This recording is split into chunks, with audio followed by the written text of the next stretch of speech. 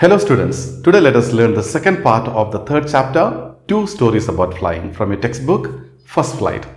We have already studied the first part, his first flight, that was a very interesting story about a seagull.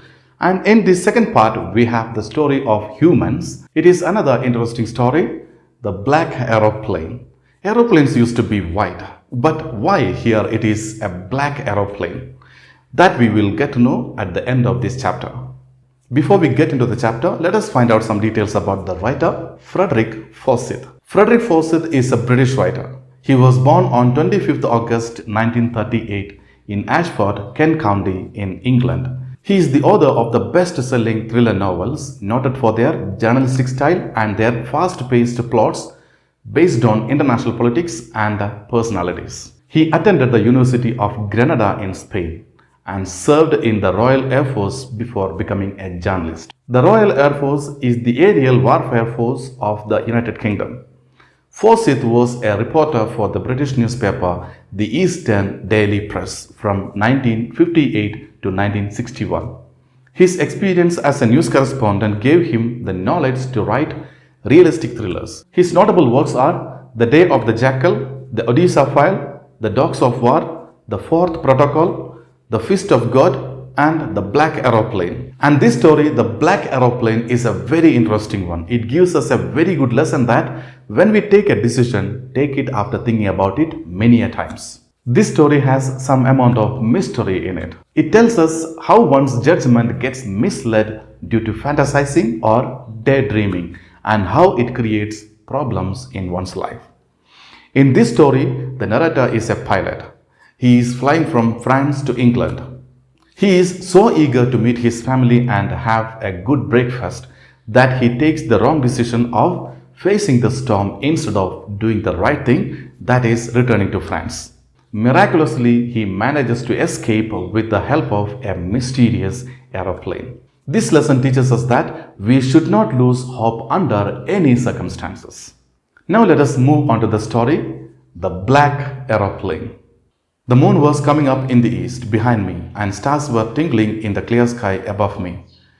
There wasn't a cloud in the sky. I was happy to be alone high up above the sleeping countryside.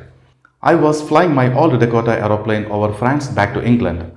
I was dreaming of my holiday and looking forward to being with my family. I looked at my watch, 1:30 in the morning. As I told you, the narrator was a pilot and he was flying his aircraft in the night. The night sky was clear and the stars could be seen twinkling or shining in the sky. The narrator, the pilot, was happy to be alone up in the sky above the sleeping countryside or above the village that was already asleep. He felt peace or comfortable in being above a countryside that had fallen asleep while he was flying over France to England. He was so enthusiastic about going back to England because he was going to meet his family and enjoy his time with his family in England. He was going to spend a wonderful time with his family when he reaches there in England. Everything was smooth at that time. The sky was clear and he could fly comfortably back to England at that night. And then he looked at his watch. It was 1:30 in the morning and he was dreaming about holidaying with his family, enjoying his time with his family in England.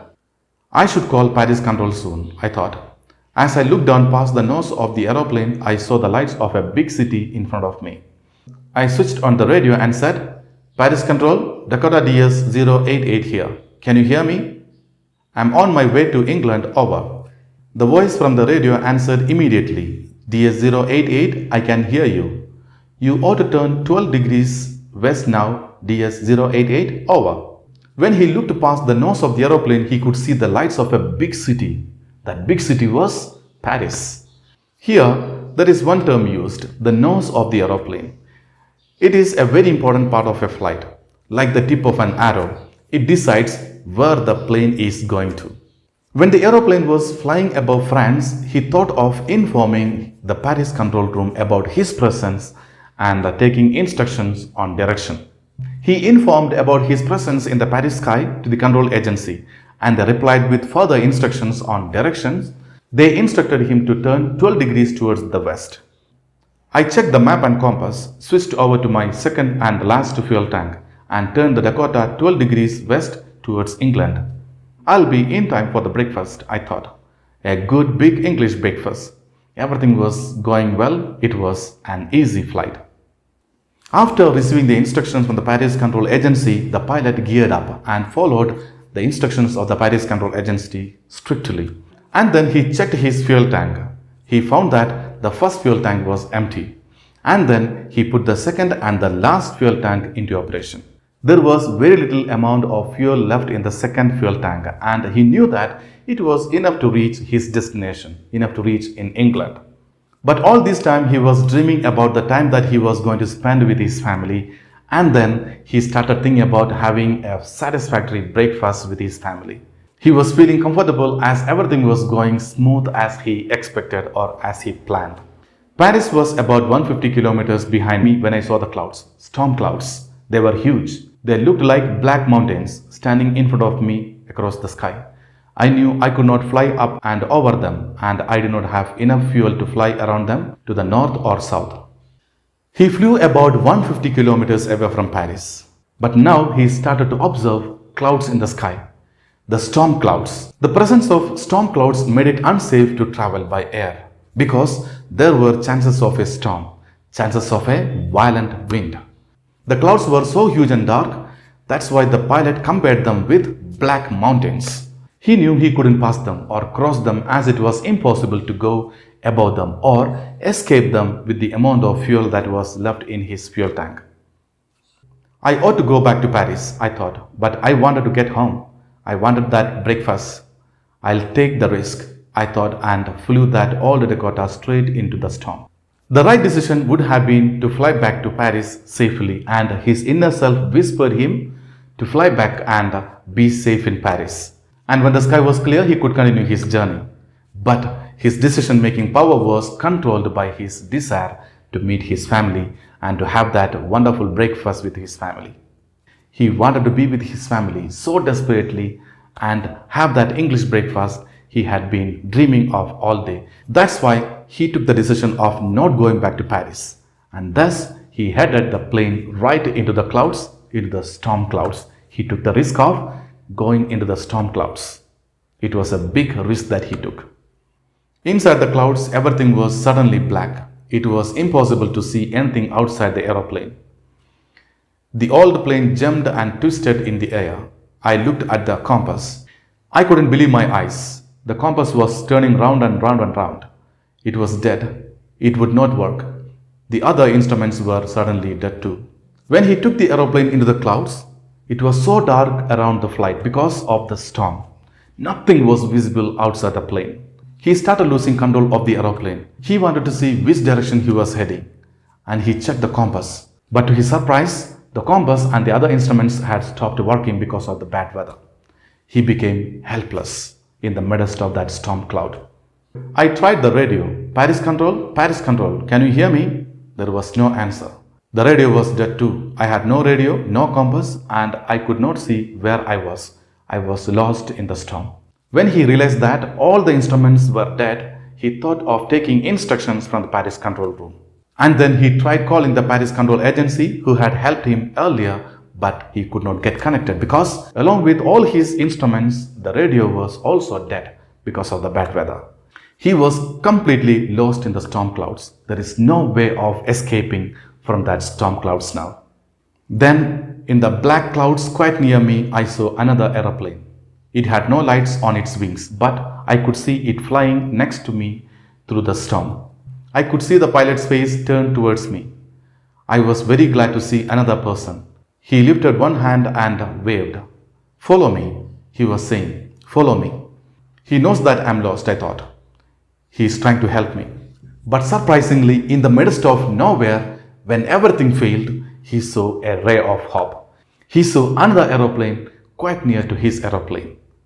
Though it had no lights on its wings, he could see it flying next to his aeroplane.